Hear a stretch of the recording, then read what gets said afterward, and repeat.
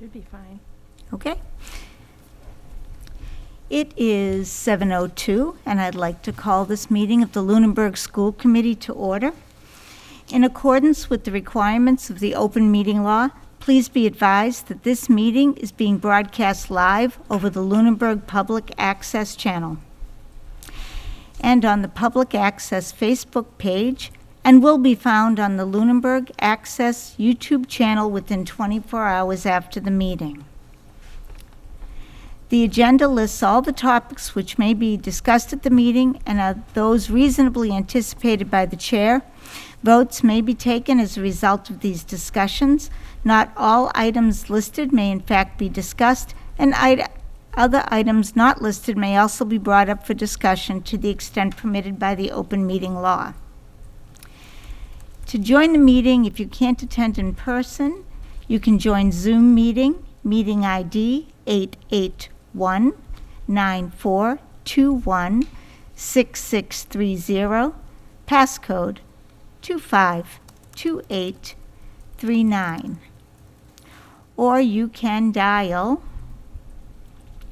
1-301-715-8592 using that same meeting code.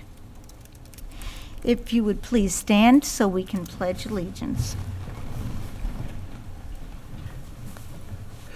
I pledge allegiance to the flag of the United States of America and to the republic for which it stands, one nation, under God, indivisible, with liberty and justice for all.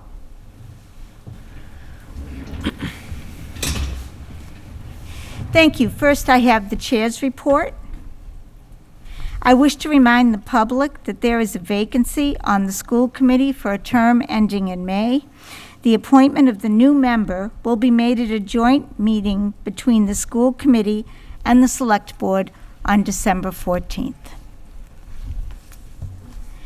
Next, we have a presentation dealing with grants. So I would just invite Mr. Cassidy to the microphone.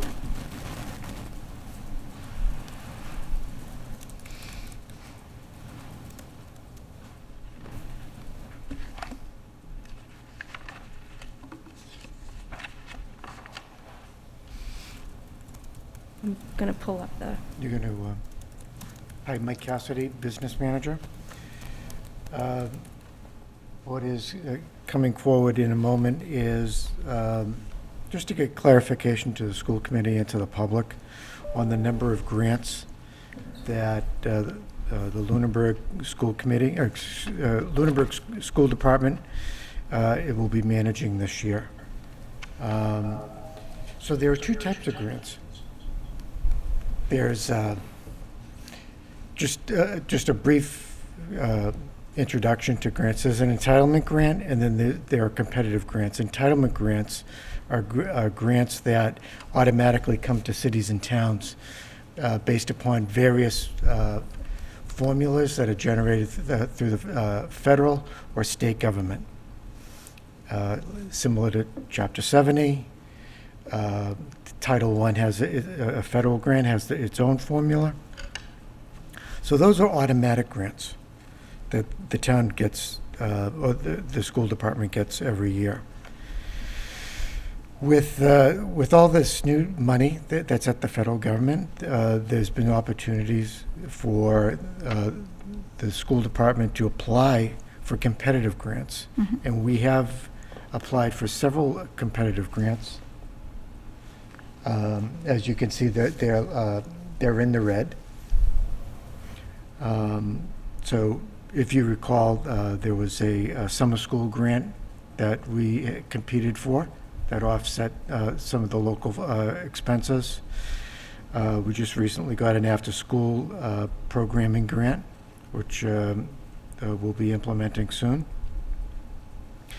We got an additional supplemental summer school grant, which the superintendent announced at the last meeting. The Ecf Technology Grant, which is going to reimburse the school department for iPads and Chromebooks that we had planned on purchasing this year.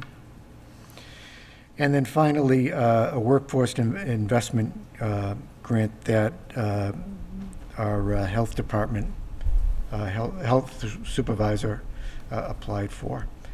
And that's going to help offset her replacement. We're still trying to get, we just got notification of that grant. And it's $100,000. I know you were probably going to announce that. I'm sorry I took away that thunder. But we're trying to get clarification on the deadlines of when that money needs to be spent and what it can be spent for, and can it go back to the beginning of the year. It's really unclear at this point. So there'll be more to report back on that grant. We just got notification of it, which is great news. So so we're dealing with competitive grants and entitlement grants, and we still have those big ESSER grants. And those amounts that are listed on that slide is the grant in its entirety, and not necessarily what's going to be allocated this year. So we'll update that. But these are official awards for the grants that we're managing this year. I thought it might be beneficial to see one listing of all the grants that we're currently working with. And I think it's also worth noting that when monies become available that align with priorities that we've been working on, we are pursuing competitive grants as well, and have been awarded several. That's terrific. Any questions? Okay. Thank you. Thank you. Thank you very much, Mr. Cassidy. I think that's wonderful that we've been able to go after grants and able to get some of that money in. Yeah, we've been pleased.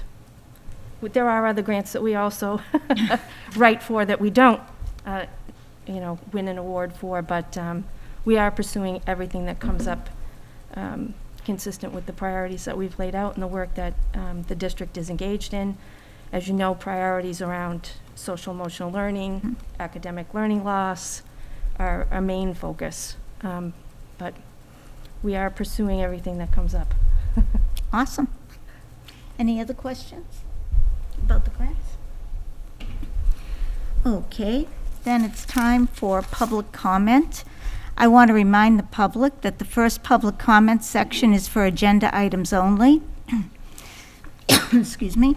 The second public comment section is open to any topic within the scope of authority of the school committee. Public comments about individual students are prohibited to protect the privacy of the student per state and federal law, and each session can run for 10 minutes. Is there any public comment this evening? Seeing none, then we will continue on to review and approve the minutes. I saw regular session minutes for the 3rd of November. Those were the minutes available. Correct. Are there any questions about the minutes? Seeing no questions, does someone have a motion? I'll make a motion to approve the regular session minutes from November 3rd. I'll second that motion. All right then, all those in favor? Aye. Aye. All right, thank you very much. All right, review and approve line item transfers. Good evening, Mike Cassidy, Business Manager. This evening, there's a $500 line item transfer at the high school. It's moving $500 from office supplies to dues and fees. This will support the purchase of the IXL subscription that's used at the school. The reason for the discrepancy was we had, the school had solicited the quote approximately 12 months ago. The price increased, and they're doing a transfer reflect the price adjustment. So that's for your consideration. Are there any questions about the line item transfer? Do you think we're going to be seeing a lot more of these price increases throughout the year in different areas? I haven't seen it. It's just the IXL at this point. We've mostly renewed all of our subscriptions at this point. This one, once we get to the budget report, you'll see that there's a negative $500 balance in that account. So they did renew the subscription with the anticipation of a transfer. So most of those subscriptions that were picked up during the pandemic and were found valuable tool for students were renewed. And actually, they were budgeted about a year ago. So I'll look closely because we just received all the school budgets a few weeks ago, and we're entering all that data in the master budget. I'll look closely, and if we see significant increases, I'll point that out as we roll out the budget in January. So, okay. And I would offer that some of the subscriptions for academic softwares might have been picked up a little bit off-cycle.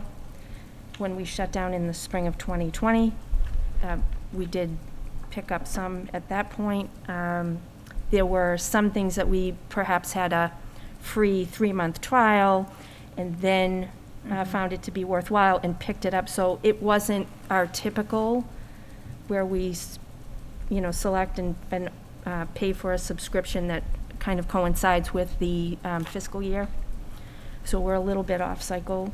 So that comes into play with some of these costs that we might encounter going up a bit during the school year. Hopefully not too many. Any other questions for Mr. Cassidy? All right, do I have a motion to accept the line item transfer? I'll make a motion to accept the line item transfer of $500 as presented. I'll second that motion. All those in favor? Aye. Aye. Thank you. All right, thank I you. just want to alert the chair that I'll be submitting the transfer from the last meeting that was virtual Yes, for original signatures as well. And we'll bring that transfer up for discussion at the time of the presentation of the quarterly report, okay? sure.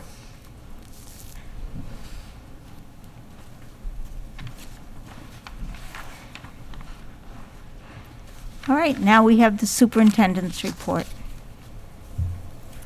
Good evening, everyone. Mental health screeners at the high school began yesterday and will be completed next week. The screeners are completed during the advisory block. Follow up with any individuals that show signs through the screener that some follow-up is warranted are followed up with later in the afternoon and into the next morning if necessary. I conducted drop-in forums, Zoom forums, for the staff at each of the schools prior to the Thanksgiving break, just as a check-in to see how staff were doing. And I plan to hold a faculty drop-in session each quarter, at the end of the quarter. Regarding the middle high school principal position, I will be scheduling forums for staff, students, and parents to solicit input, not only on the administration model that we've been working under this year, but input as to the characteristics and qualities, skills, experience that they're looking for in their administration. Invitations will be going out soon for those. I have a COVID update. Mrs. McGuire has been working with Mr. Santry to establish clear safety protocols for every after-school activity and event. Some of those require special consideration, such as let's say, a choral activity or a band activity after school.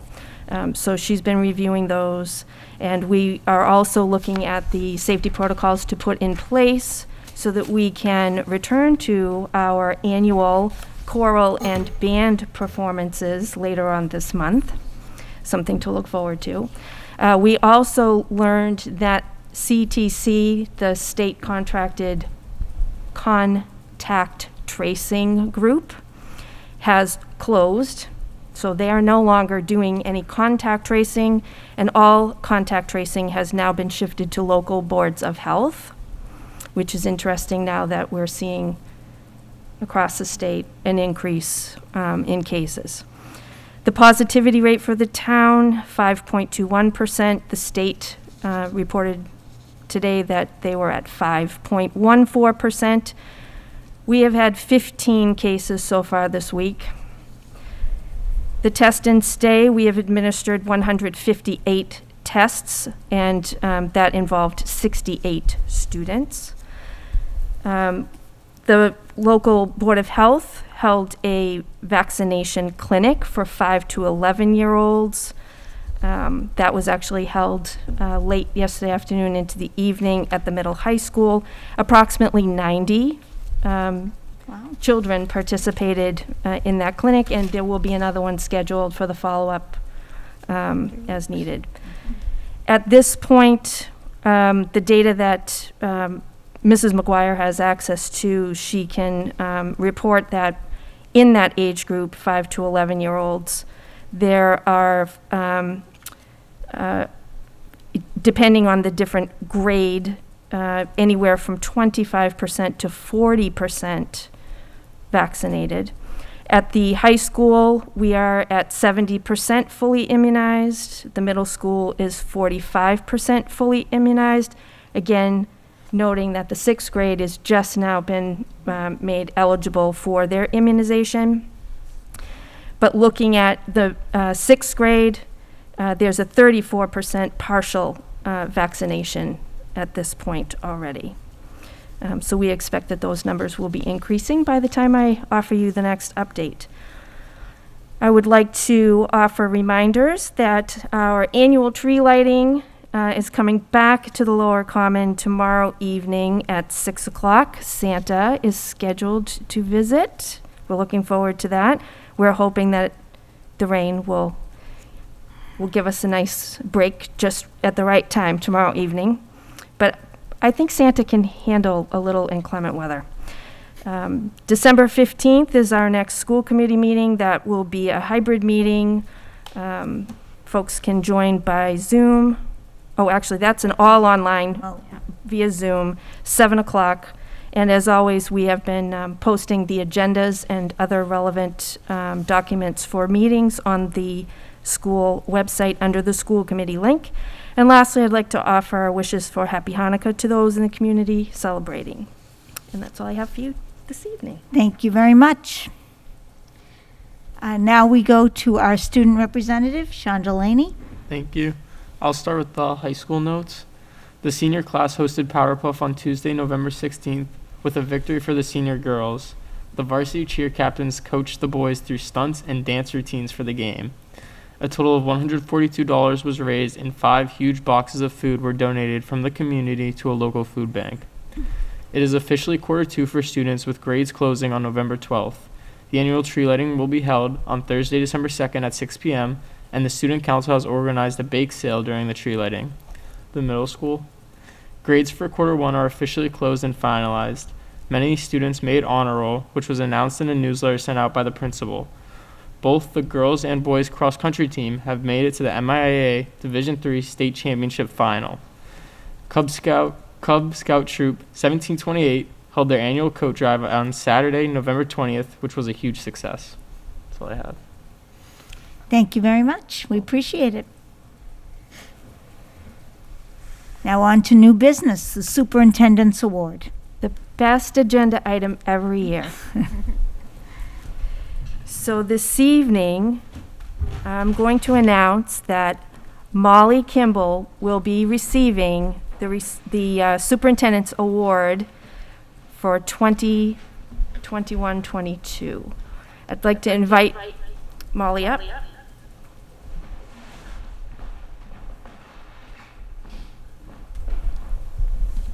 So you can wait right there, Molly.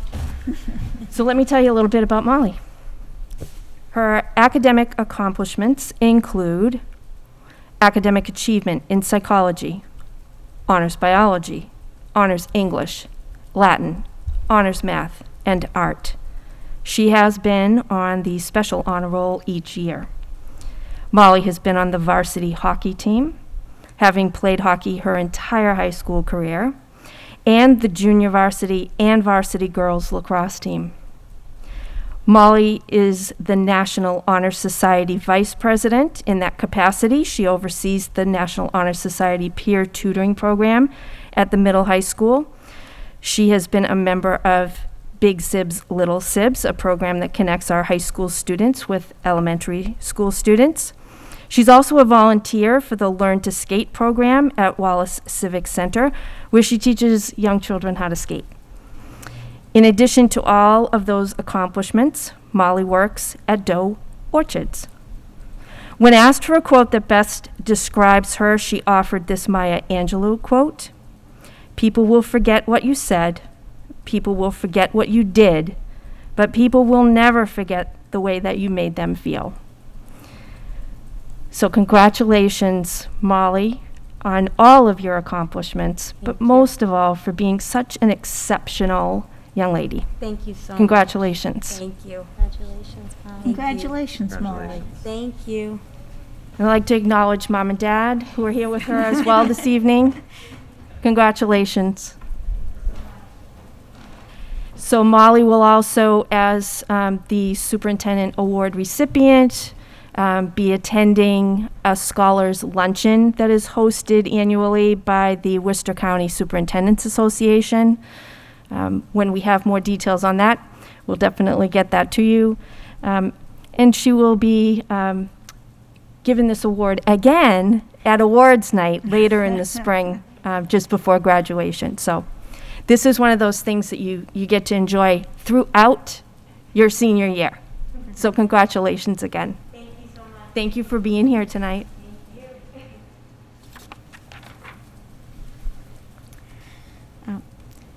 That's a hard act to follow. Yes, it is. But we will follow it with our Francis Parker Charter School report. You have the report. It's provided to you annually. It's just necessary for you to take a vote to accept the annual report. So do I have a motion or any questions? Are there any questions about the report? All right, then is there a motion to accept the report? I'll make a motion to accept the Francis W. Parker Charter School Annual Report as presented. I'll second that motion. And then all those in favor? Aye. All right, thank you. Now the personnel report.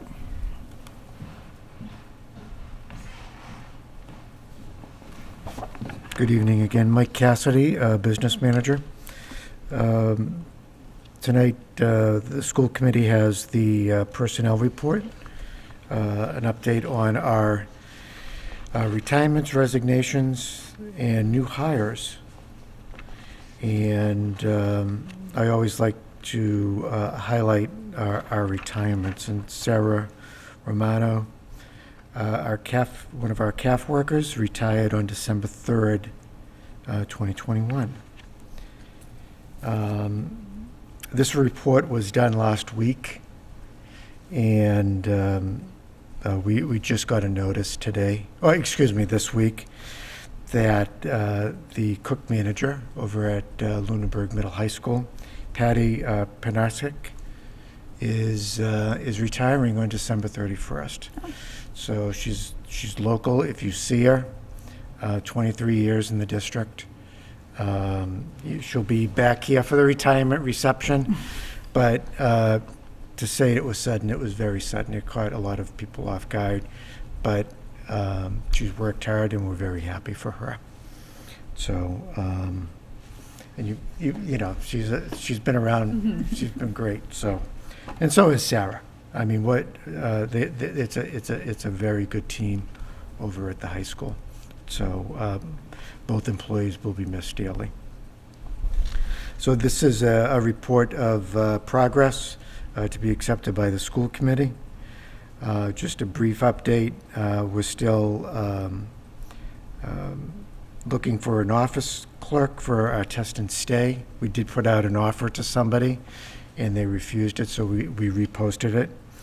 And no luck on our crossing guards yet. No. So that's still active. We still have, looking for substitutes for our classroom and for our cafeteria work.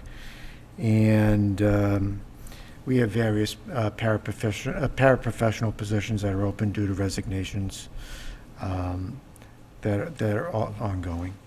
So that is the report for personnel at this time. Mr. Cassidy, when I'm looking at this report, there are a lot of paraprofessionals on here. Would you say that they're tied to the grant funds, or did we just lose a lot of people? We lost a lot of paraprofessionals. They seem to be going to other districts. There were a lot of retirements last year as well. Mm-hmm. These paras didn't get on the previous list. So as the school year started to settle down, the hiring really intensified for our support staff. Okay, So thank these you. aren't new positions. These aren't really tied to any grants. There's just been a turnover in the staff. So. And another thing is we did get our 4 LPNs, which is, with the permission of the school committee, we were able to post that. The nurses So have we have a reported that that's been a tremendous help. I'm sure. Oh, good.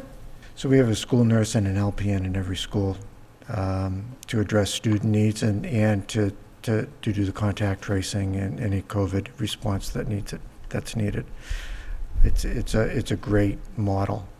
Not to sidetrack a bit to the budget, but with the LPNs, with some of the grant money that we may be getting, that may offset or help us out with funding those LPNs. So. Okay, thank you very much. Any other questions for Mr. Cassidy? Then is there a motion to accept the personnel report? I'll make a motion to accept the personnel report presented by Mr. Cassidy. I'll second that. Oh, sorry. All righty, then all in favor? Aye. Thank Okay, you. thank you very much. Next, under old business, the quarterly budget update. Mr. Cassidy. Okay. Mike Cassidy, business manager. So this report was done last week as well, right before the Thanksgiving holiday. I did a download. It's really just cutting and pasting the information right out of Munis into and just adding a little format. This is raw data right out of Munis. I'd like to go back to that in a minute.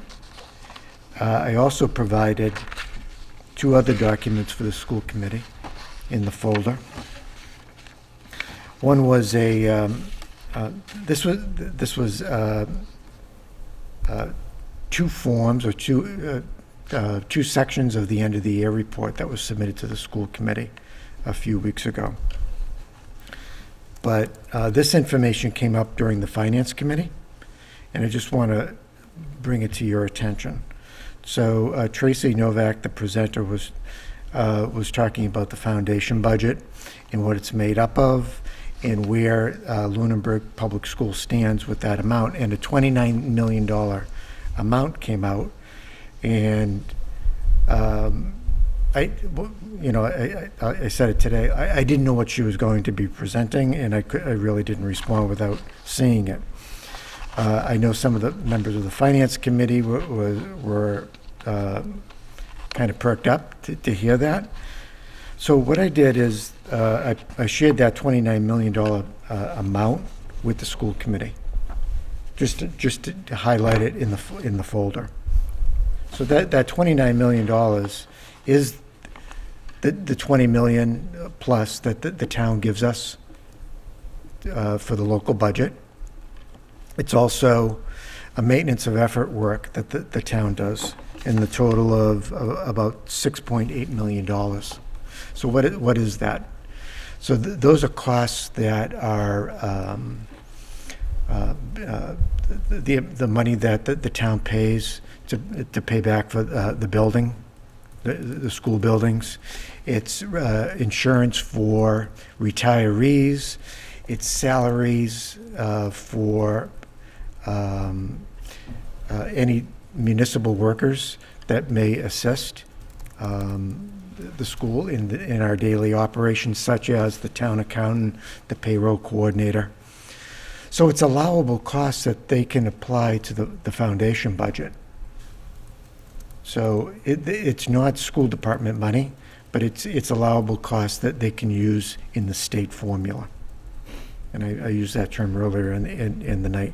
It's a formula thing. If the school department goes away, they're still going to have to plow, in front of the TCP. They're still going to have to pay the town accountant's salary. They just won't be able to apply it in a certain way. So it's almost an in-kind allowable cost that they can apply to the formula. And those numbers are in the second sheet of what the town does provide and the amounts. And then also included in that 29 million were all of our grants and revolving accounts. So, I just wanted to clarify that for the school committee. I'm not managing $29 million. The school committee isn't managing 29 million. We're not really, the school committee isn't managing that 6.8 million that the town is putting against the foundation budget. I just want to be clear about that, okay? All right, if we could just get back to the report, and thank you for allowing me to explain that. Does anybody have any questions about what Mr. Cassidy just explained? No? That was the presentation was very detailed. Yes. But that was a number that I walked away from, like, where'd she get that? So I thought it was important to clarify. So in front of the school committee tonight is just the quarterly update for the budget. I have to admit that there are a lot of negative balances in this report. And my timing was off a bit because I had presented these transfers at the last meeting, which it was virtual. I didn't get the signatures, and it may be I'm not sure that it would have been entered by town hall anyway, even if I did get the signatures. So in this report, there the account balances, I guess the orange yellowish color, are accounts that were addressed in that transfer that was presented at the last meeting. And then there's some negative balances that are in red, and I'd like to talk about those because those were not. So the first one is under the district account. It's a purchase of service, and that's related to COVID services and supplies. And at this time, I'm going to leave it in the negative until I know how much we're going to spend out of there, and then I'll find appropriate money to transfer it. I don't want to be chasing a negative balance. I'd like to get it to a point where I know exactly how much I have to transfer into there. So you may see that again in the next quarterly report, and hopefully by then I can resolve it and it won't be a negative. There's another negative for $1.98 under telephone. I can clean that up. On page 6, there's a negative balance of $11,155.60. I can tell you that that amount has already been resolved by Town Hall. That was, that account paid for the iPads, Right. the $14,000 worth of iPads that were being reimbursed by the ECF grant that we just received. Okay. So, once again, I did this download right before Thanksgiving. I know that they did some work on journal entries to take care of that.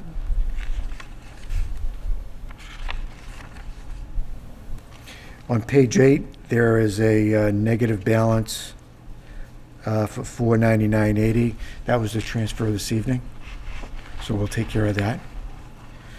And then finally, this one was on page 9, under Lunenburg High School phys ed supplies. This was we tracked down an error, an inappropriate charge against the account, and there is no longer a negative balance Oh, okay. on that. So that was reconciled between the administrative staff at the high school and the town accountant. So that'll go away too, without any action of the school committee.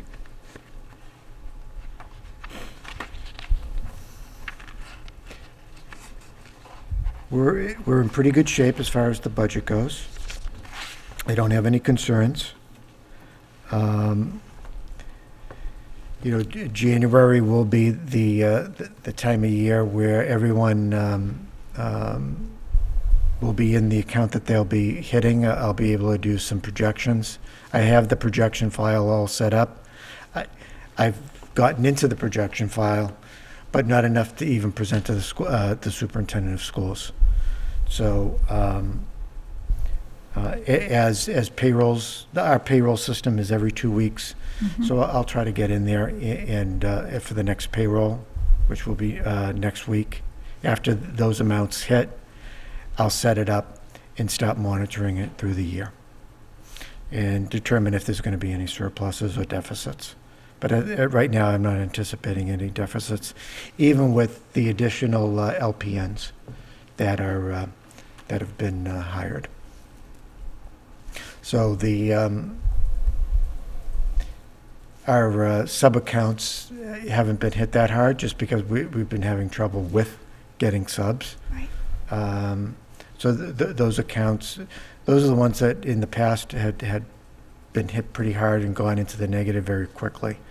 They're being moderately budgeted and charged at this point. So I don't have any concerns about that. I think that's it. I think that's the only update I have. If you have any questions, I'd be happy to answer them. Are there any questions for Mr. Cassidy? No. As always, I had a list of questions and you explained them. Oh, okay. So, That's good. So once again, this is a report of progress for the committee to accept. certainly. Do I have a motion to accept the quarterly report? I'll make a motion to accept the FY22 quarterly budget update presented by Mr. Cassidy this evening. I'll second that motion. All those in favor? Aye. Okay, thank you. Thank you. Next, we have the town bylaws. So if you recall, at the last meeting, I knew there was one more little thing besides the traffic, and I couldn't find it, so I found it. So what it is there are, I put it in here, now I'm not going to be able to find it. Now it's in front of me, and I'm not, here it is. Departmental Revolving Funds is what it's called in your folder. And there are 2 departmental revolving funds that the school committee is responsible for. The first one is called School Custodial Special Details, and it's charges and fees for outside details, payment of special details for outside functions, and that's basically what it is. And we are authorized to spend from that fund. So I am assuming that those fees on a revolving nature come in and then they get spent out. Yes, Mr. Cassidy is nodding his head. That is what happens. Okay, well, I don't know. The next one was for the Green Thumb program. Sales of items from the Green Thumb program. Obviously, those things get turned around and are spent towards the Green Thumb program. He's nodding his head once again. So my question is, this seems okay for me to leave this in the town bylaw. Does anybody think otherwise? Though I have to say that I'd like to see the paperwork on it, like annually or something. So if we're in charge of it, I don't recall seeing, it's kind of minutia, but I think we should see it annually or, whatever makes sense. And maybe we have, and I just wasn't paying attention. Mr. Cassidy, have we seen this before? I know I just- I've never reported out on it. Okay. The Green Thumb account is on the town side, yes? Not according It's a- to this. Not by Right. that. If it is, we need to fix that. Yeah, I'll look in, I'll work with the town accountant to make sure that we report out on that. I know that I have not provided, and that comes on me. I didn't know that was a responsibility of the business office, so I apologize. I didn't But know I'd it be- was there, so. I'd be happy I to do didn't that. I mean- ask. Yeah, So if these things belong with the town rather than the school committee, then we need to know that so that this can be changed in the bylaw.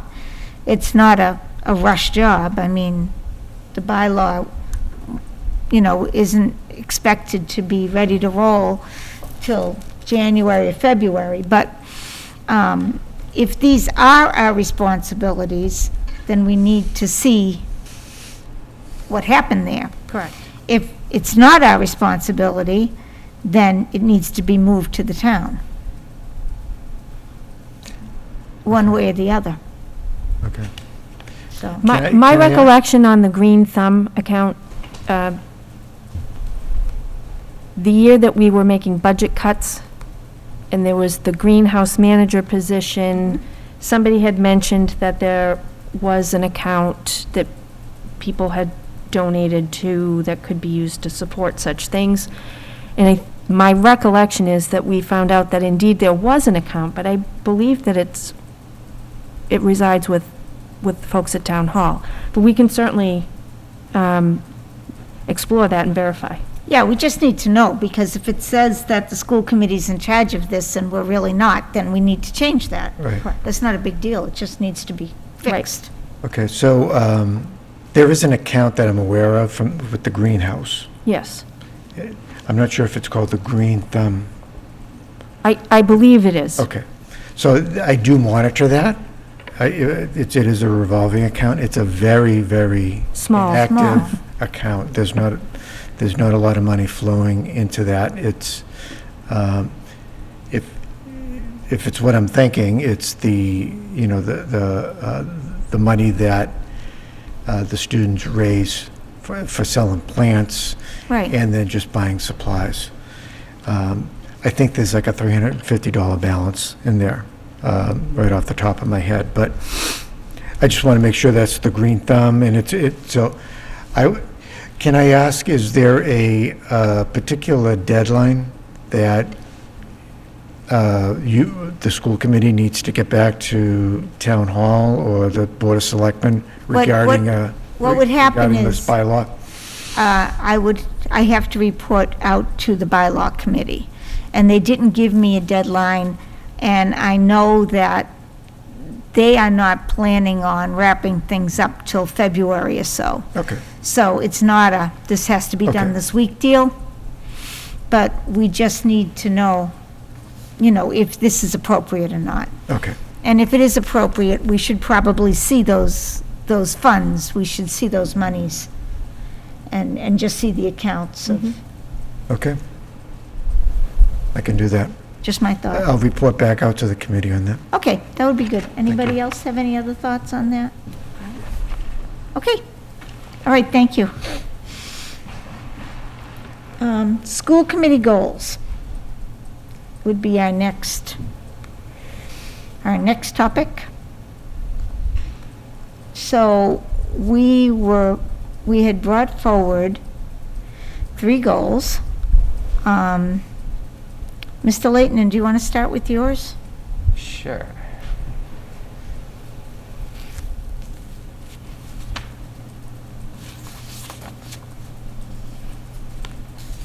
So the goal was to explore opportunities for professional development. It states the Lunenburg School Committee will use professional development trainings and workshops to stay current on ever-changing requirements and regulations, while also increasing overall knowledge and effectiveness of the Lunenburg School Committee. Actions: the school committee will recommend all new members to enroll in the MASC Charting the Course orientation program and report to the committee on completion. The committee will regularly share upcoming MASC trainings and workshops offered and encourage a representative of the committee to attend. Benchmarks: MASC upcoming trainings shared and discussed at meetings. New members complete MASC Charting the Course training. So again, this is a draft. We had discussed last meeting that we would make drafts. One of the things I kept going back and forth on was the charting the course. I felt like I don't know if we require it or it's highly recommended. I didn't know how we should word that one too, whether we just say we'll require all new members, or do we keep the language as recommend? I didn't know. I believe it is required by law, Yeah. so I think we have to require it. Yeah. I think.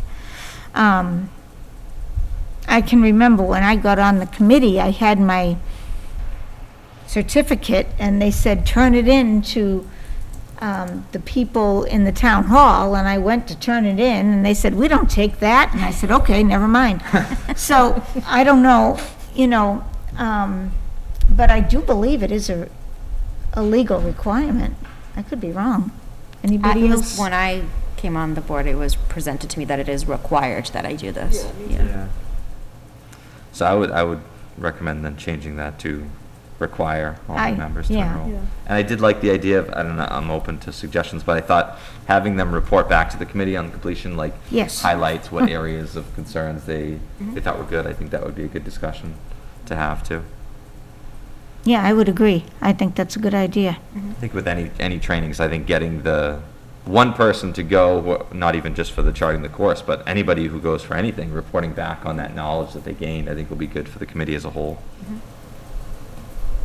So I can offer you some information here from the MASC website.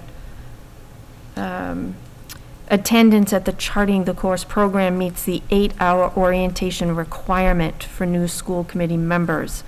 MGL Chapter 71, Section 36A. Yeah. For the state law. So, no, I think that's good. I would change that to require, and I think it's also good to share what comes out of trainings and workshops. I've attended a few, I know, but I don't ever recall sharing the information with anybody, and that does seem like that would be the thing to do.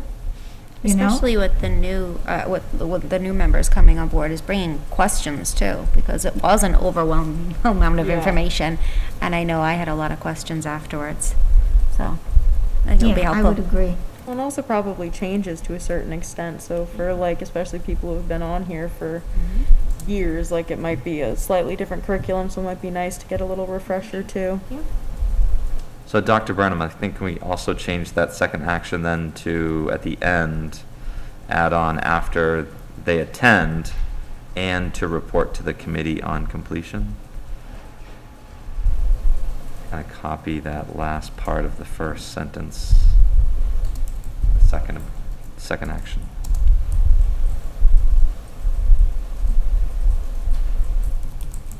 So I think we have that feedback piece in both.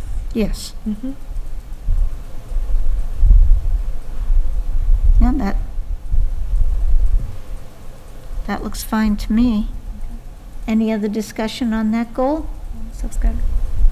Maybe should we just add that to the benchmark as well, just so the language is consistent, like the discussed at meetings piece.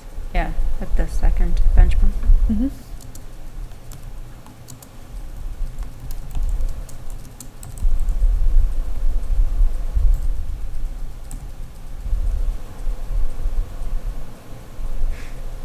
Good. Yeah, looks good. All right, then we'll move on to the next one. I can do the next one, since I found it.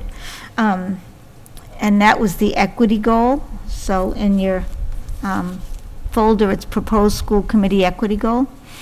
It is the goal of the Lunenburg School Committee that all students, staff, and families are welcomed and feel affirmed in our inclusive school environment. For action steps, the school committee will authorize the superintendent to contract with an outside consultant to complete an equity audit. The school committee will collaborate with the superintendent to incorporate any audit recommendations in resource allocation for future budget cycles. And the school committee will participate in an MASC-run equity workshop. So the reason that we decided to put this goal in was to mirror what was going on elsewhere in the district. So I don't know if anybody has any thoughts on that. No, I think this is great, and I think it's important that we have this as a goal, especially in this year. Do we have any benchmarks that we could put in, or I don't know how we would go about doing Well, that? to measure it, I think. Well, you would have the report, you would have the contract. Yeah.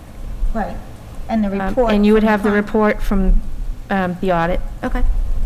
Perfect. And then you would also have the idea of incorporating any of those recommendations. Yeah, that's true. And that would take us through this year. Mhm. And then the next year, we could tweak based on that audit. Perfect.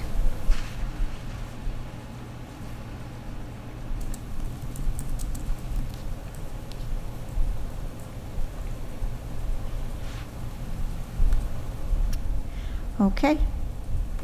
Then the last one we were looking at Yep. is public relations, or I forget what we called So it. we talked about just social media, so I took out what we had, what was on the previous goal with that, including the articles, writing the articles, but if we want to put that back in, we certainly can. But this was increase community awareness of school committee role through social media. In order to increase community awareness of the role of the school committee, a more consistent social media presence will be established. By utilizing the school committee Facebook page regularly, we will communicate with the community our roles, meeting agendas, and relevant information regarding school or community happenings and events. The actions will be communicate information coming up January through June 2021 regarding the role of the school committee to the community via Lunenburg School Committee Facebook page, and possibly administer a survey to determine the impact of communications on community awareness of the role of the school committee in May, and survey the survey results analyzed and shared with the community in June. And that benchmarks communications posted, Right. basically. Well, we did a survey. I saw that in 2019, and I Yes. didn't know if we needed to do a That, survey at the, I don't know. that could serve Yeah. as a Baseline. baseline. Okay. Because a survey to see Yeah. how much people grew without the baseline. Yeah, I didn't know, I wasn't Yeah. here for the 2019, so I wasn't entirely certain what that survey was and I- what it focused on, but, I think. We can certainly take that We'd out. have to look at it yeah. again. Because I don't remember exactly It's a long what time it ago. entailed. But I wonder if we should, Facebook is one aspect. And I thought about that. I'm You just not know, familiar with any other I mean, social I media, don't so. know. We all know this is not my forte for sure. I don't know if anybody thinks it's a good idea to do a Twitter thing. I don't know if you think it's a good idea to use the newspaper for whatever relics they are in Lunenburg that look at the newspaper like I do. I think we need more than one I agree. facet. Yes. You also could consider using the local cable channel. You could Oh, record, the local cable channel. oh, yes. Yes, that's very good. You know, whether it's a series where an individual member of the committee talks to a specific role or function. Okay. And, you know, each member could take a different piece, or maybe together as a panel. Discuss. You know, you can discuss the roles of the committee as well. And then that can play repeatedly on the local cable, but we can also grab the link and post that on the website as well. Yeah.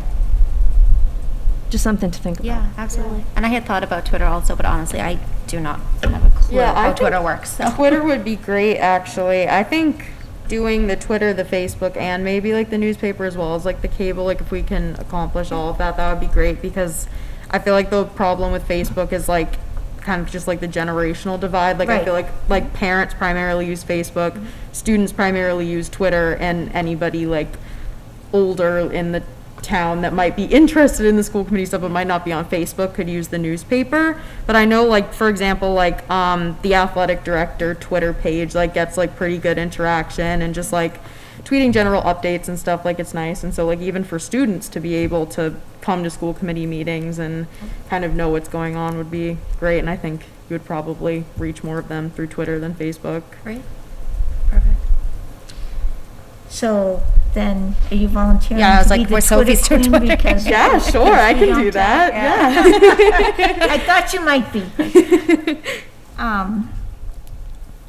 I think, you know, there is places for many different ways of getting word out.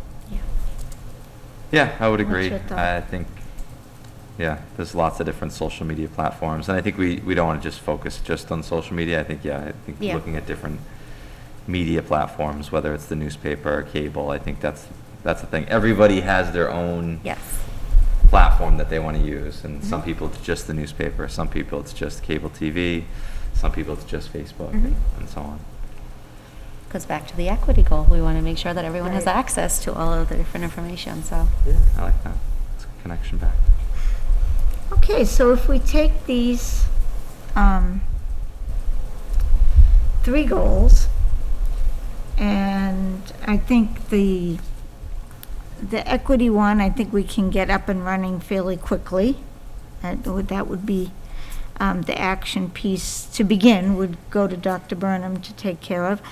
The second goal about workshops and such,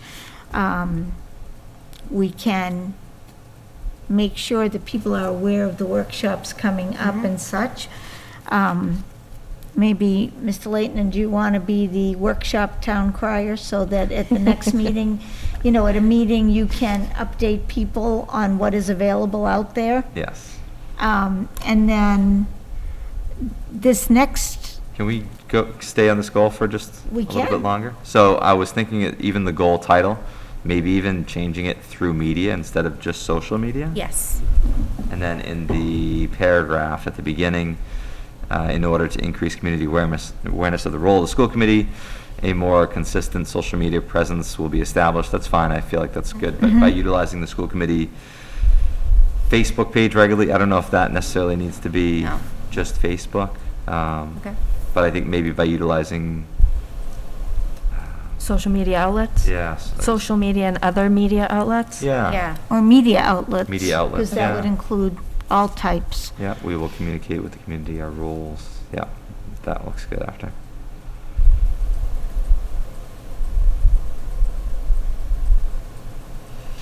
So what I'm thinking is maybe for our next meeting, we could spend a few minutes looking at this goal specifically. We could talk about the survey that was done Yes. prior to. That'd be We great could to bring see that up and talk about that. And then we could decide exactly what is the information we want to put out in these areas and who would be responsible, or how would we go about doing that? Because I think that's, the last time, I think that's where it stopped. Yeah, because sometimes I find that like during a meeting, I'm like, oh, we should get that out on Facebook, get that out. So I think even having it as an agenda item towards the end, I don't know if that makes sense of the discussion between us. Oh, can we Yeah. send this out, send that out? Yeah. Yeah, That we because I'm discussed always tonight. wondering, what should I be posting on there? And so it would be good to have a guideline that this is what we should be putting out. Yeah. 'Cause I think it's a balance too. We don't want to take over what the school is doing of sending Yes. out their stuff too. Oh, no. So I think no. it's school committee based stuff.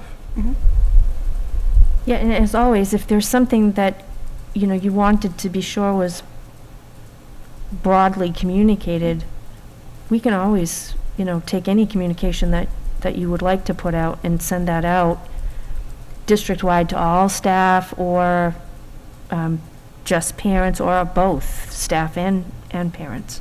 Well, maybe even just plugging like the media options that we're using, like just being like in a whatever general newsletter, being like, oh, like the Facebook page, follow the Twitter, like check Yep. us out on like Yeah. cable TV will be on at this time, like just kind of letting people know that it's there so that we're not like being redundant, but people are aware Yes. of those different options. Yeah, what do we think about adding another bullet about how we have the principals send out their newsletters, that sometimes we utilize that? Maybe that's another bullet besides the ledger and the Twitter and the Facebook.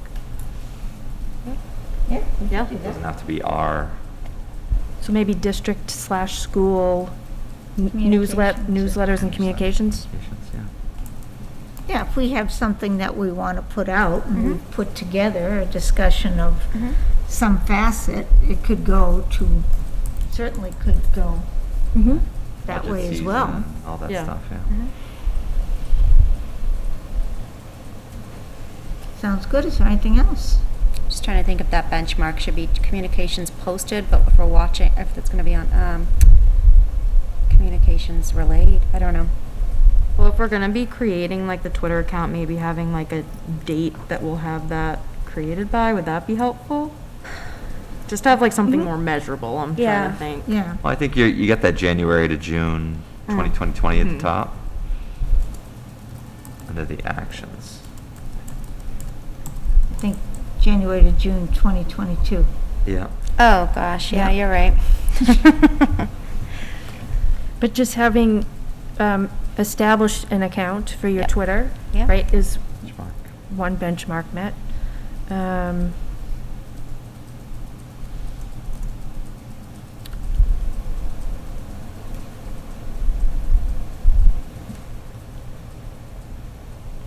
So if you can give us a Twitter 101. Yeah, that'd be Yes. awesome. Yeah. I have a Twitter too. Oh, you do? Okay, good. Well, I Coaching, have, yeah. Teaching. I look on the Twitter, but I don't You're do better it. than me. I don't even have one.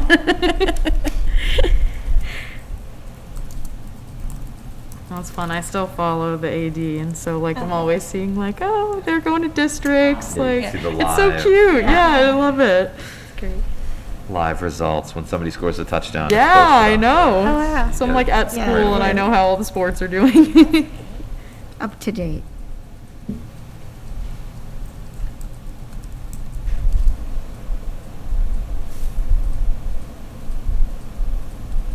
Dr. Burnham under actions, just the June 2021 to 2022. Okay.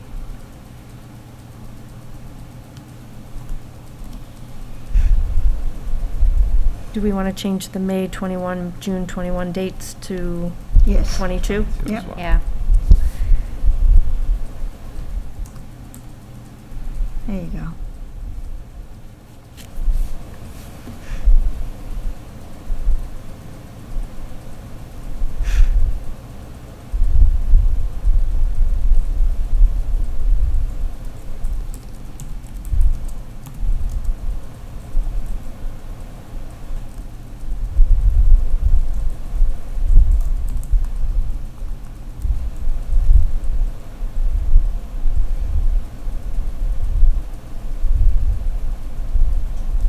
So are those benchmarks a little bit more Yeah, I specific now? think so.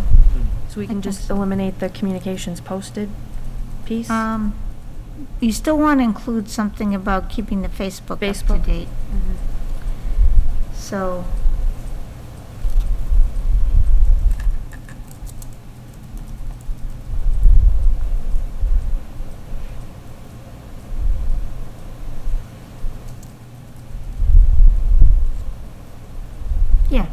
that'd be fine. Does that work for everybody? Yep, that looks good. Okay. So do we have our 3 goals then? I think so. I think so. We made our way through. All right. Do I have someone that can grant a motion to approve of the 3 goals and put them in place? I will make a motion to approve the 3 goals that we just discussed. I will second that motion. All those in favor? Aye. Awesome. Very good. Okay. Next is extended day rate increase. So I'll invite Mr. Cassidy to join this discussion, but we did bring before you, was it back in October? It was October 20th, 20 That was yeah. quite a while ago. meeting. A proposal for some changes for our extended day early learning center programs. We did host a forum for parents and presented slides that outlined all of the changes that had been provided to you at that October school committee meeting. That was done on November 9th Via Zoom. via Zoom. The attendance was a little lacking. We did have one parent in Yes. attendance. We had several staff members from the program in attendance at that forum. Based on that attendance, we did the following day send out all of the slides that had been presented at the forum to all of those parents who would be impacted by these changes, and invited them to offer feedback as well. And we continue to monitor LPS online. I did not receive any direct emails regarding the changes, nor did Mr. Cassidy. And Mrs. Gillette greets the parents in the afternoon when they come to pick the children up from the extended day program, and the comments that they offered to her in that venue were that they understood the need for the recommended changes. Sure. So I'm not sure what your comfort level is, if there's any more information you feel you need before you take any action on the recommendations. But that's what has transpired since we brought this before you the first time. And I'm not sure if any of you had received any communications from families regarding the changes. No. None. Mr. Cassidy, did you want to offer any other additional comments? No, if the committee is willing to vote, or if it's the will of the committee to vote, I can just go through the recommended changes just one more time, Sure. or you can delay it for to the next meeting, but I can go through the rate increases as proposed by the administration. Okay, so under the extended day program, morning session rates for primary school families currently is $10. We go to $12 per session. And that's up to almost 2 hours of time. For the extended day program, morning session for our Turkey Hill families, it's currently $7.50. It's going to go up to $10 per session. It's cheaper because the Turkey Hill students leave the facility first, and then the bus comes back for the primary. The extended day program afternoon session rates are currently $10 per session, which is basically per day. We're proposing a $2 increase to $12. So that's the extended day program. The Early Learning Center, which is the preschool program, Currently, that session is $16.87 per session, and that's about 2.5 hours. We're proposing it to go to $20 per hour. And then the early learning lunch session is $3.38, and we're proposing that to go to $4. Another increase, excuse me, I'll take that back. This is not an increase. This is adjustment in operations. This will help with staffing. So changing the hours from the morning session from 8:30 to 11 to 9 to 11:30. Lunch will no longer be an hour. It'll be a half hour from 11:30 to 12. And then finally, the afternoon session will remain the same, 12 to 2:30 p.m. Also included in the extended day umbrella is our summer program. And we're proposing an increase of from $160 to $175. In the past, we've offered extended hours. So it's normally the program is 9 to 3. It's we can't offer the extended hours as we do with the extended day program, the 2 hours with the staff and the number, the need that's there without losing money. So we're recommending that is not to be offered. And then finally, a new cost is a registration cost, which for the summer program is $25 per week, non-refundable deposit. That would be applied to the $175 if the family stays with the program after the time of enrollment. Other than that, it would be non-refundable for someone who backs out. Once again, that is really for planning purposes, and it created a little bit of a logjam as far as staffing issues last year, as we found out. So those are the specific increases that were proposed in October. We're still recommending moving forward with these at this time. Okay, does anyone have any questions on this?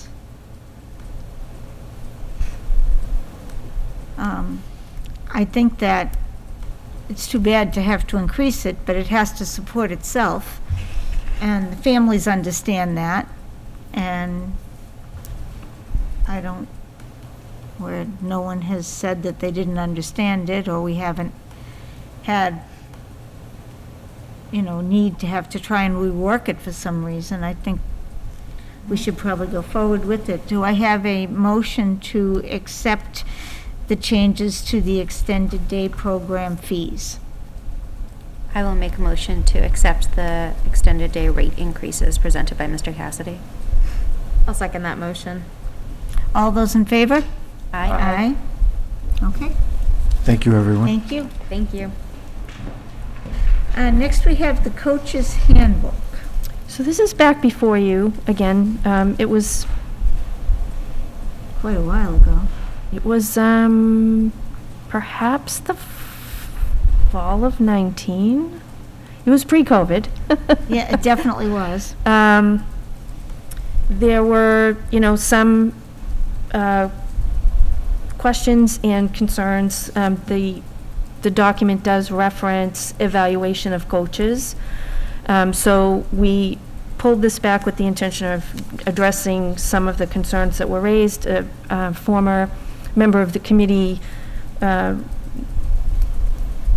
that there was a need for some additional language specific to swing players. The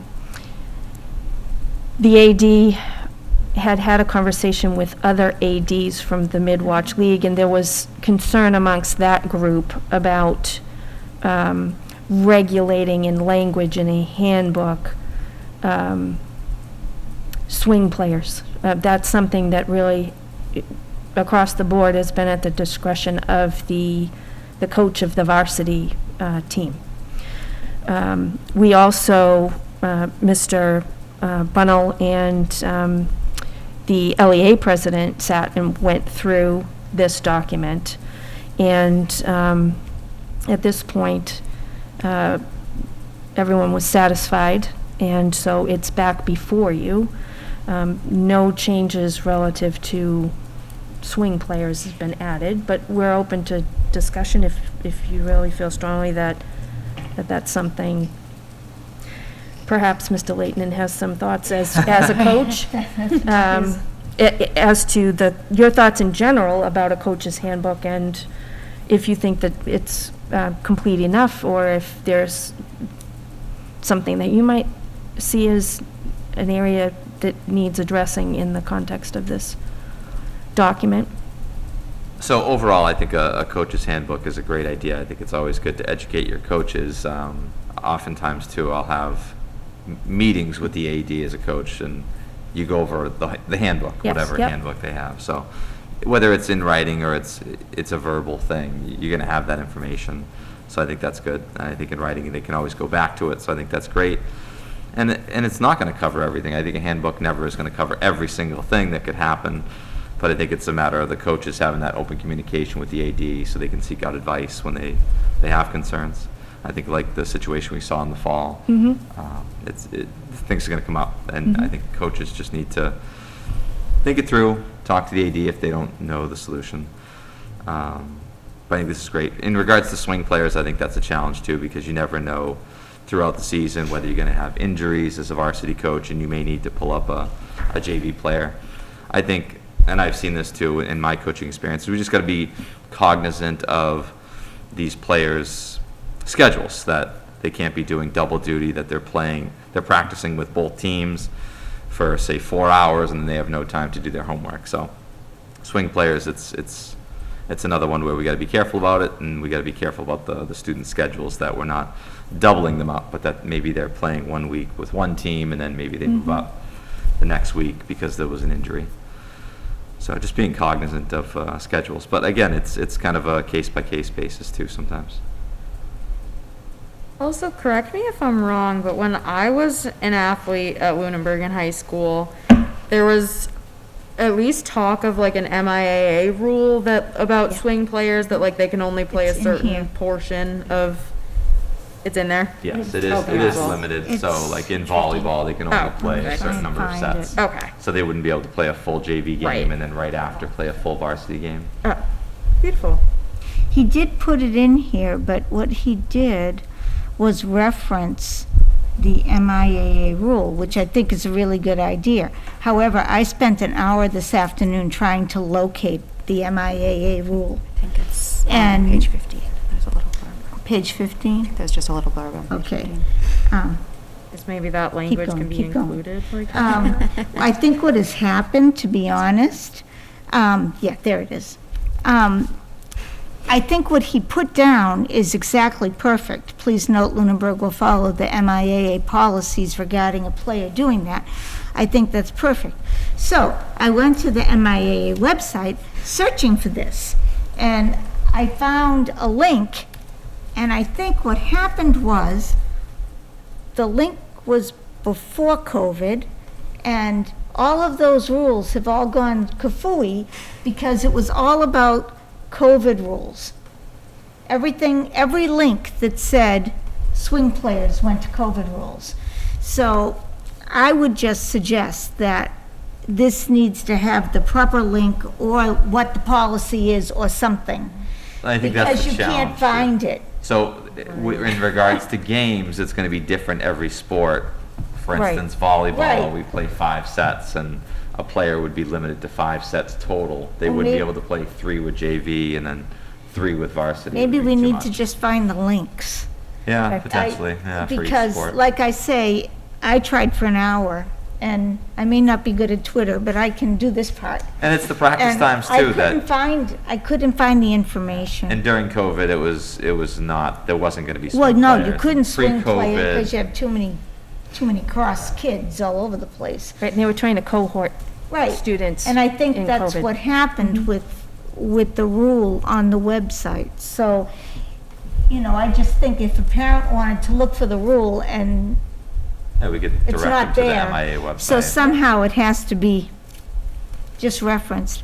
The other comment I wanted to make is I wanted to say that I really appreciate that he put in the policy that we updated in August. And he put that in Yes. exactly, and I appreciate that. So those were my thoughts. Anybody else have any thoughts on the coach's handbook? This is like a super kind of just tiny thing. Just under I lost the page. Page 6 on equipment and uniforms. Just the bullet that says teams are to wear the uniforms provided during all contests. I don't think that's ever been an issue, but I know like during like the breast cancer games and such, like sometimes like the uniforms are like altered. There's a different t-shirt or something. And again, like not that anybody's ever been held up for that, but I know that is like kind of like a muddy area. So I didn't know if that was something we wanted to address. Correct me if I'm wrong, but I think that when that happens, the whole team is involved in that decision. I just didn't know if it meant like the uniform provided like from like the athletic office that you get at the beginning of the season. Cause like everybody gets one, so it's not like an equity issue, but I know like it isn't like the set like school blue and white uniform that we're given at the beginning of the season. So I didn't know if that would like become an issue at any point. We can monitor and see. Yeah, if we need to Because the change thing, that. we can bring these handbooks back with revisions anytime they're needed.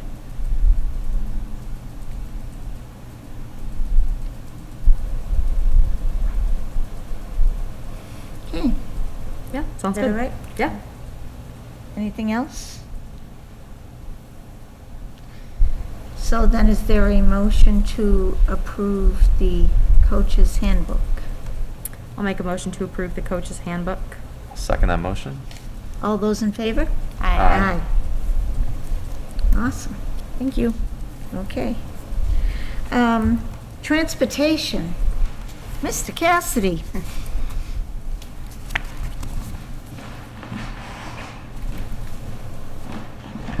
Hi, Mike Cassidy, Business Manager. So we're closing in on the end of the process, at least I'm interpreting that. We're closing in on the end. So it's our anticipation that we'll be providing a report to the school committee about some options for you to consider to have all students as riders on buses starting next school year.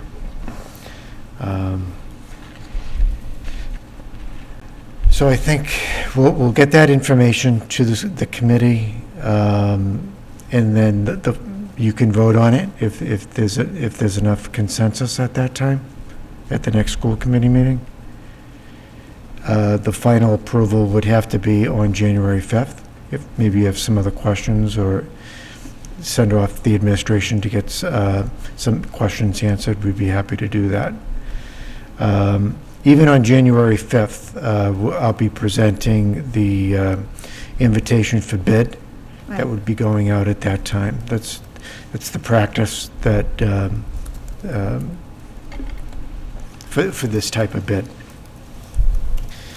So there's a little window, even if you don't make a decision, maybe additional information, or maybe there's some budget consideration. There's still a window, probably even into the next school committee meeting, that I could amend the invitation to bid Sure. as it goes out. So I'm not trying to, these are just certain deadlines that I have. We've been sharing information with the committee as we've gathered information. Some additional information that I provided today to the committee in your report was a summary of some pie charts and graph charts on this parent survey that concluded Sunday night. So these are just summaries. So we're breaking down the data. in looking at some of the grade level responses for parents on this data. I'll publicly state that, 81.8% of the respondents would like transportation, would definitely use school transportation if you amend the policy under 1.5 miles. So that's a very high percentage. Yes.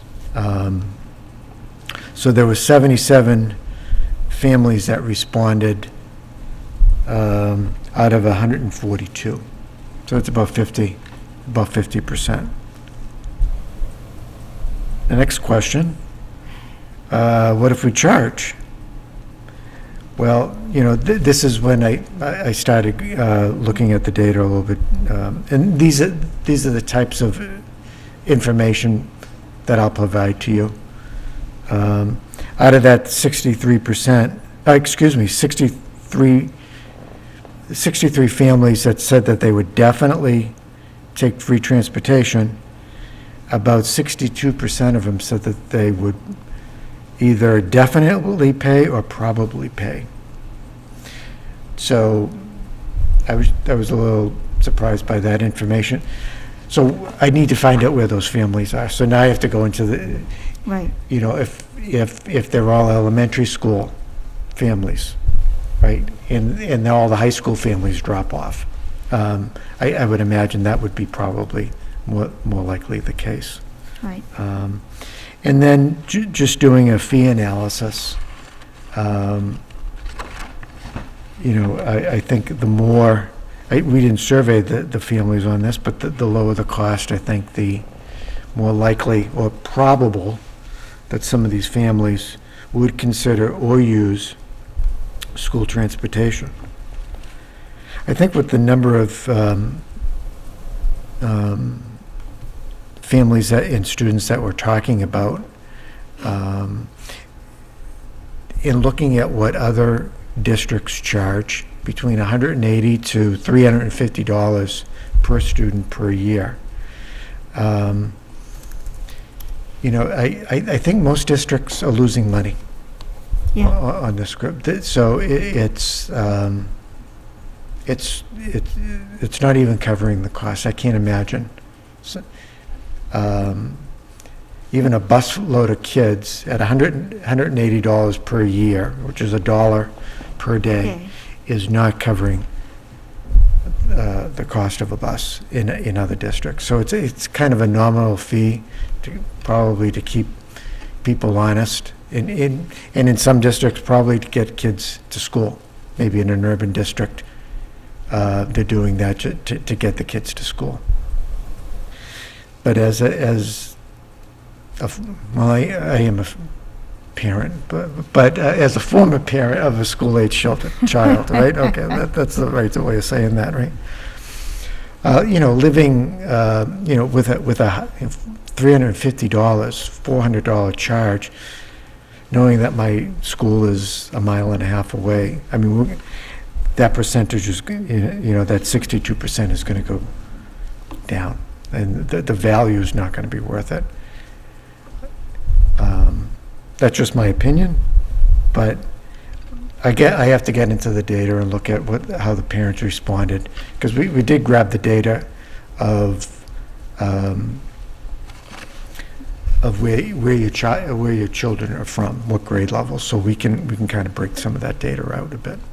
So I will. I can go down several rabbit holes with this information and try to compare it with the total number of students. We've identified about 188 students at different grade levels. Mm-hmm. So we know what the real, if 188 students all wanted free transportation, it's 2 buses and a half. So, but some people are not going to take the bus. So that number is going to come down. We also right before the meeting, I wish I was really looking at the data. I wasn't really calculating anything, but trying to determine any cushion that we may have for middle school and high school students that participate in sports. So that was one of the questions. Right. So that's mostly afternoon relief. It may not be morning relief on riders. And there are weeks where there's no athletics going on, that everyone's going to be on those buses. But we're just trying to calculate that a little, to see what kind of impact that may have as well. So I think the survey is going to allow us to guide the committee on some options. I know this information is new. I would be happy to, the superintendent and I would be happy to take any direction via email, like, what about these types of, can you calculate this or that?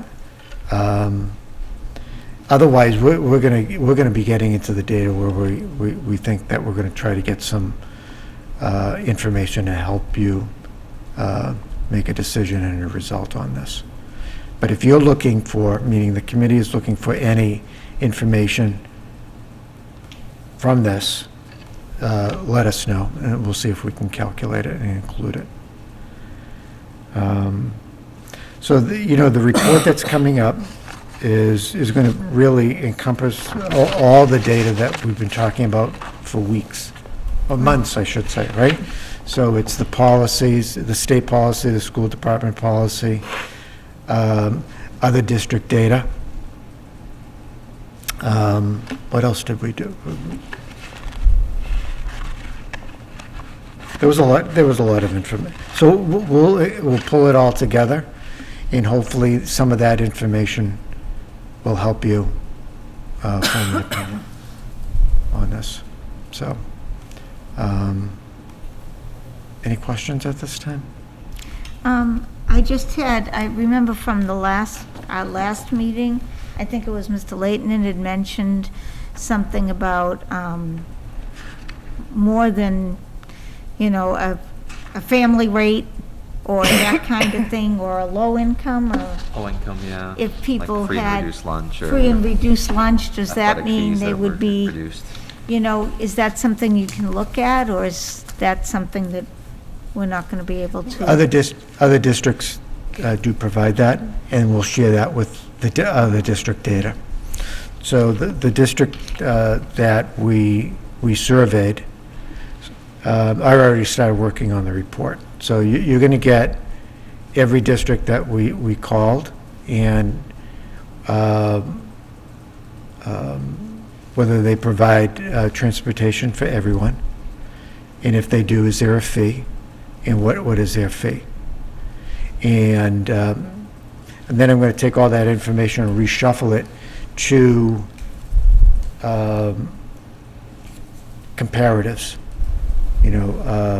the DESI comparatives that we always use, which is similar student enrollment, similar town wealth, and then we've surveyed other districts around us. So you're going to get all the districts in one look, and then we're going to break all that information up to help you make a decision. I guess my point is, when we surveyed those districts, we did get their pricing. Right. So that, for a family of four, there's a maximum amount and decreased rates as we move forward. So you'll get all that information in that. So, yeah. Good. Thank you.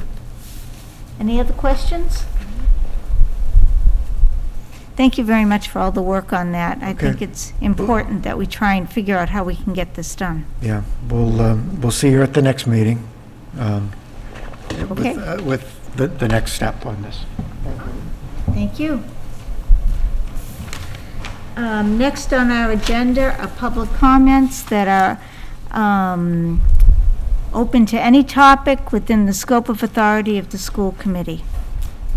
Public comment? And you need to state your name and address at the podium. Address? Yes, your name and address, sir. Okay.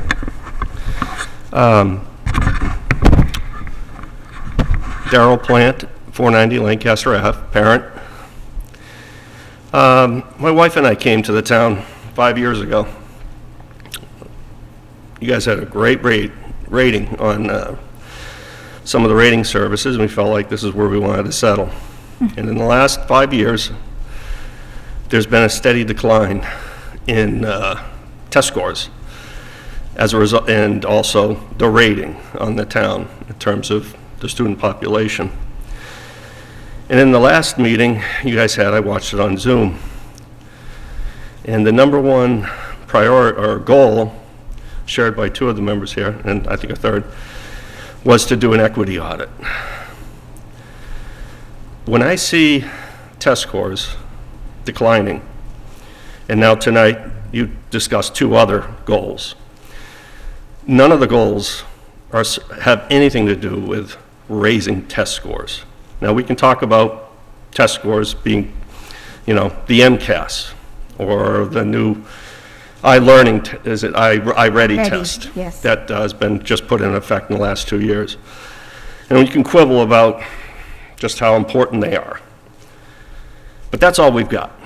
We have nothing else to go by in terms of overall how the school is going.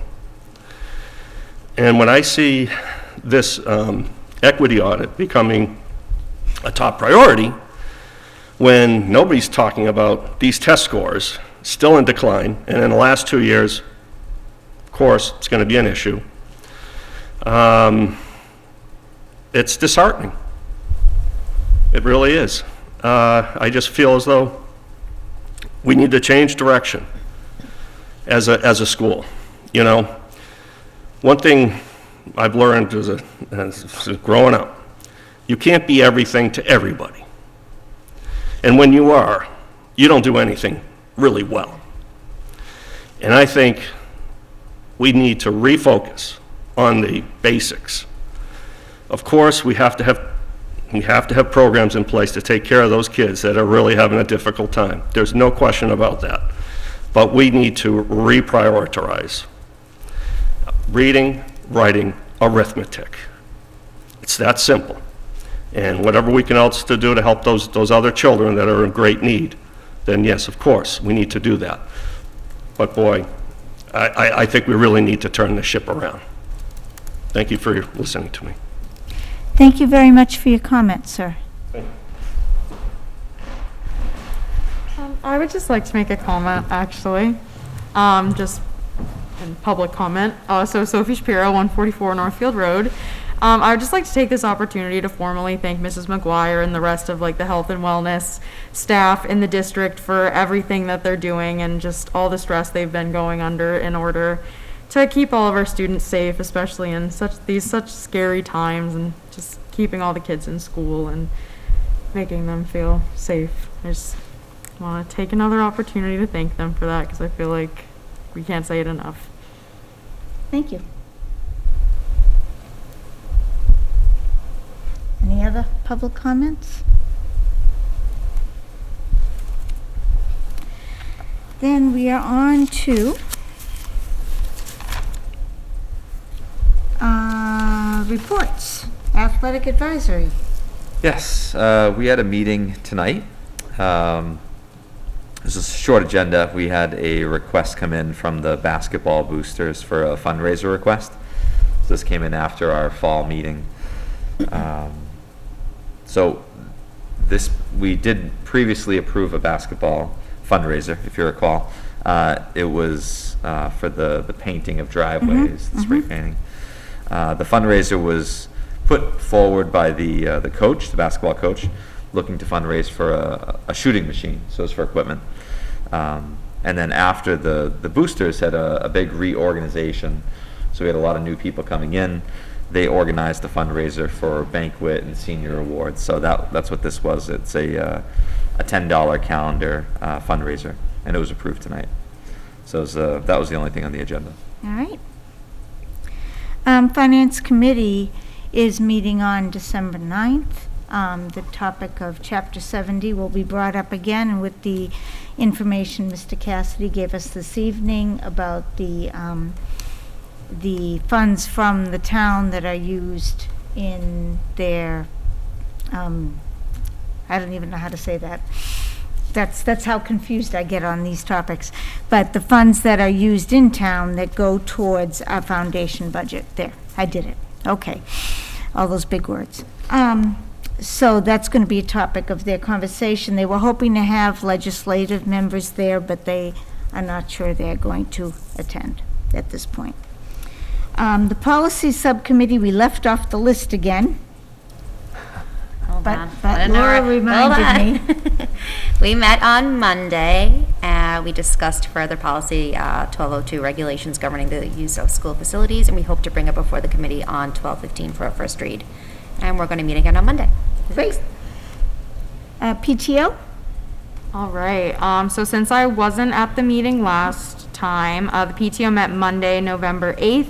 They got updates from all three principals, talked about the annual cookie dough fundraiser, discussed options for future fundraisers, and got updates from the PTO executive board. The next meeting is going to be the 13th. All right. School councils, primary school, We have not met. the elementary school. We met on November 18th. Unfortunately, they were unable to do their regular celebrations for Veterans Day, so the teachers shared a video honoring the veterans, and they held a moment of silence on that Friday. Parent-teacher conferences went well. The teachers liked the Zoom options, and the conferences were well attended. There was a discussion on calendars for next year's school year and pushing our parent-teacher, actually pulling them back a little bit to October instead of November. November tends to be a very busy month for the teachers, and this will provide an opportunity for the teachers to speak with parents prior to report cards going out so they can discuss what to expect. Alice drills were to occur this week, I believe. Third grade reviewed with a book and a video previously and practiced what they should be doing, so this gave them the ability to not think of it being a scary event. Turkey Trot also occurred last week, and parents were welcome to attend, and from what I hear, it was a really great day with a big turnout. Unfortunately, I wasn't there. Mr. Palumbo hosted a stargazing event with fifth grade. They enjoyed the night sky with some hot chocolate, and he's hoping to make that an annual event. Lovely. Yeah. Regarding our gender diversity, Mr. Murphy is working on accommodating the bathroom outside of the gym for gender-neutral bathrooms. They are taking the rugs up in the classrooms for right now to discourage the kids sitting so close together and maintaining those social distance protocols. They're also assigning seats in the cafeteria for easier contact tracing. Each grades have now been split into two lunches. For example, like third grade, half of them will go out to the playground, half of them will go to the cafeteria, and then they'll switch. And we're going to meet again on December 16th. All righty. The middle school council has not met. I did talk to, or get in contact with Mr. Santry today, and he said he would send me the next date, but they're somewhat in flux. And the high school, I believe, is the same. Same boat, he was saying. Capital planning? We met last week. We had the police chief, went through the capital plan for the police department. And our meeting this week with the DPW was canceled or postponed, so we're planning to meet on Monday to hear from the DPW director. All righty. Wellness advisory? We have not met, but we will have our first meeting on Tuesday, the 7th. So very All right. excited. And Paxal? They had their initial meeting for the school year on November 18th. Mrs. Brenner had suggested that we cover topics to be applicable, oh my gosh, to a broader interest, such as providing resources for families who are not aware of services available to them. She would also like to see a service that transitions kids back to school, whether it be coming back from the summer or transitioning to a new building. Regarding tiered focus monitoring, DESE will be coming out to review and audit on May 16th, 22.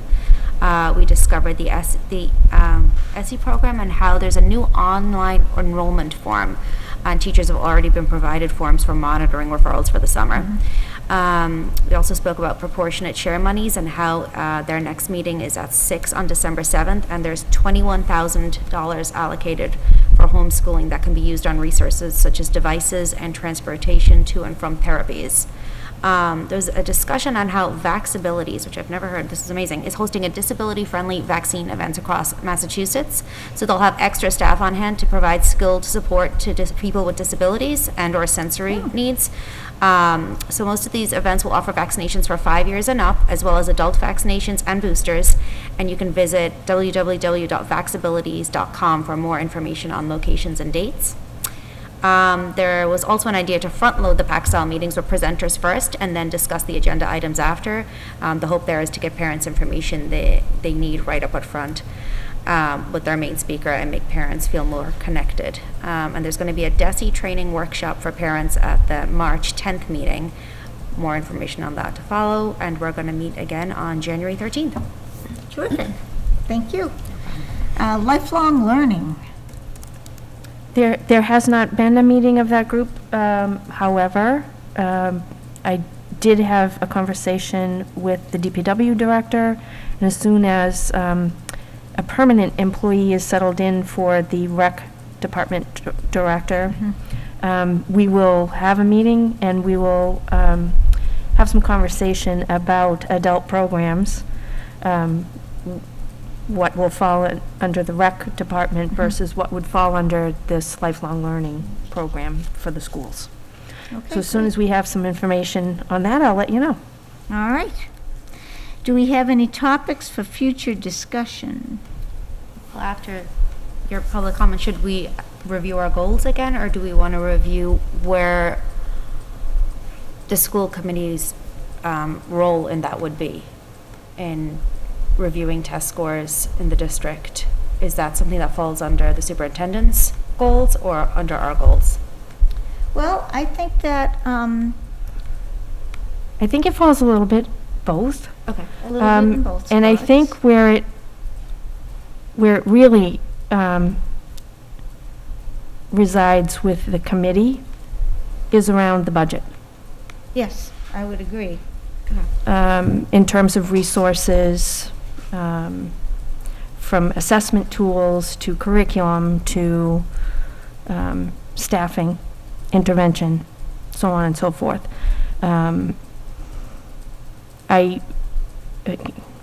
These are unique times.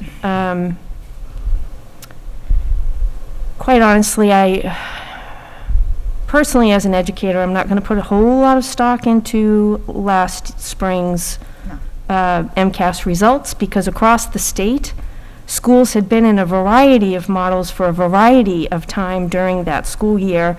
There were students across the state who tested remotely from home. It was an extraordinarily atypical year to do any sort of comparison with that data, in my professional opinion. That data is very helpful for us to take a look at in terms of what it tells us about the strength of our curriculum and the performance of individual students for their areas of strength and weakness. So there is value to that data for that purpose, for sure. We know that we have been, last year, this year, really establishing a firm structure for tiered support, both academic and social, emotional, mental health. Again, we're early in the stages of establishing these supports, curricula, et cetera. We didn't expect to see any definitive gains coming out of last year's MCAS data for the work that we put in on those tiered supports last year. We do hope that over time that will be the case.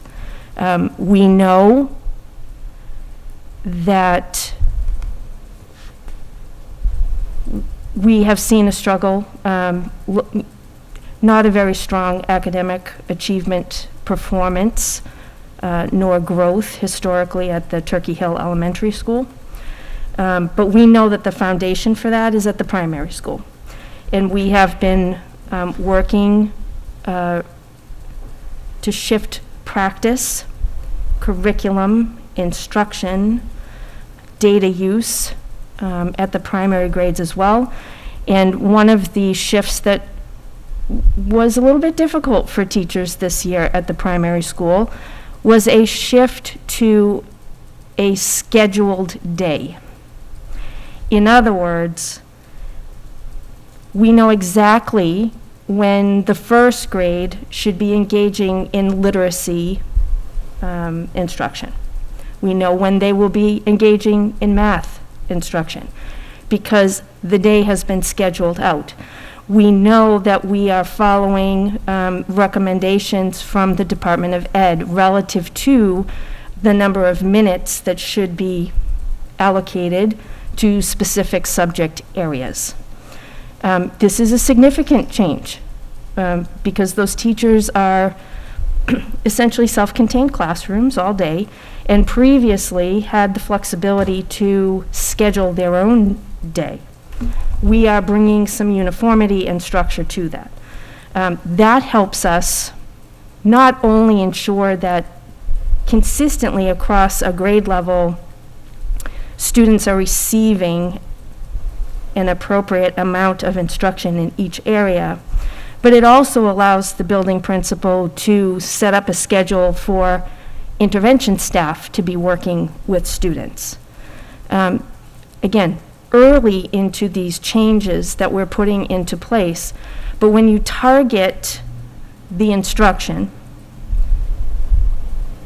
you will see over time that that will have an impact on student performance and growth. But it doesn't happen overnight. It doesn't happen overnight.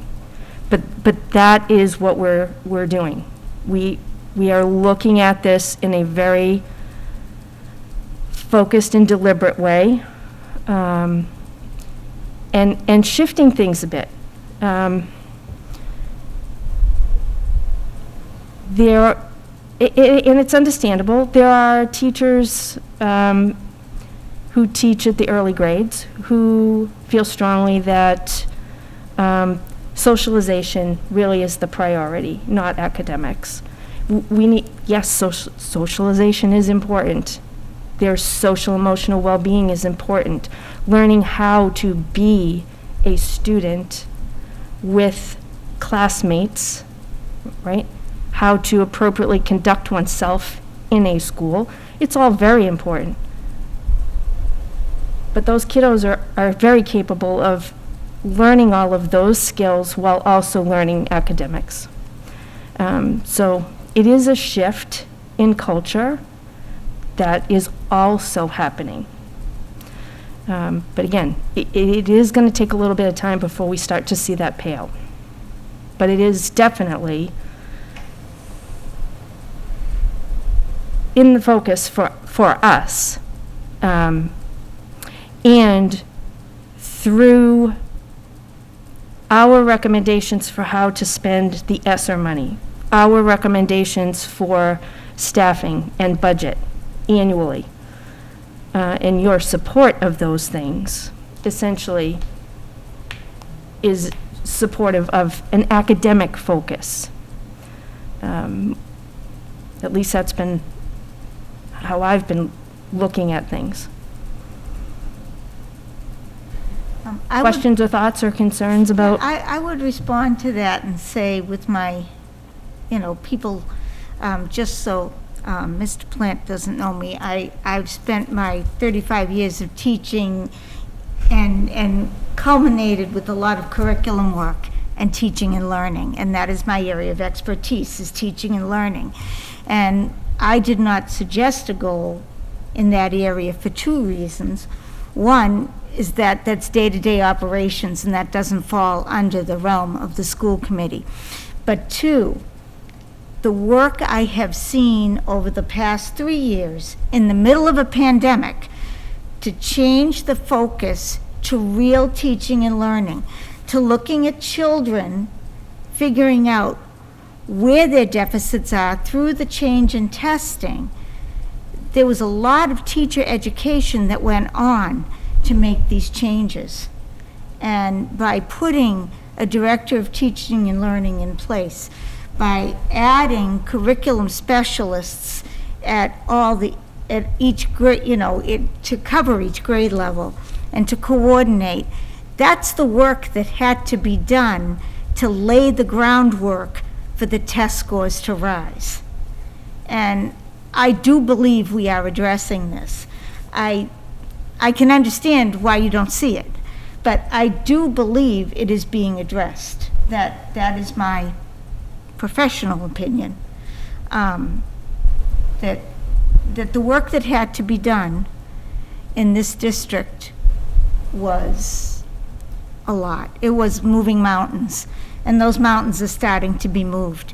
And I think, though, your budgets, when you prepare a budget, it's always done with teaching and learning in mind as the focus.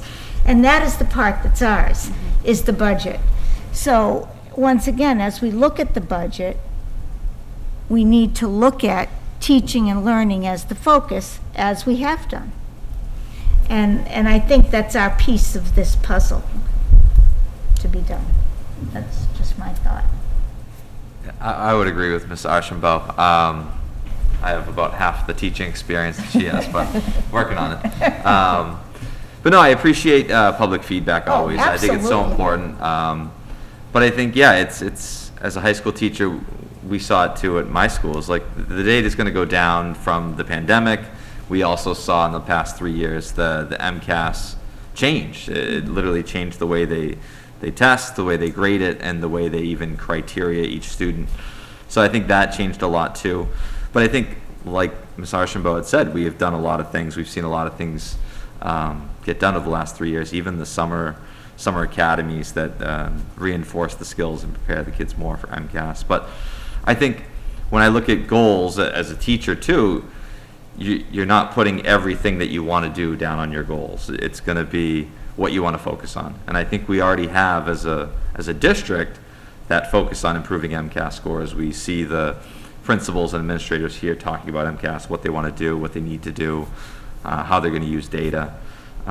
But I think the equity did stand out, because I think that is a component, and it is connected to even learning too, that we want to make sure that we're hitting on all those students, the high learners, the ones with the high needs, and we're making sure we hit those kids in the middle too.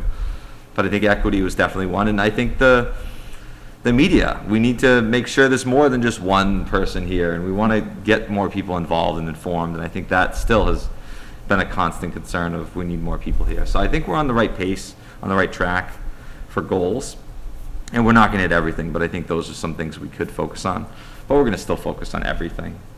So that was my thought. But I didn't want to get into too much of a discussion either at the same time. Okay. So if we are set then I would entertain a motion to adjourn. I will motion to adjourn at 9 o'clock. I'll second that motion. All those in favor? Aye. Aye. Aye.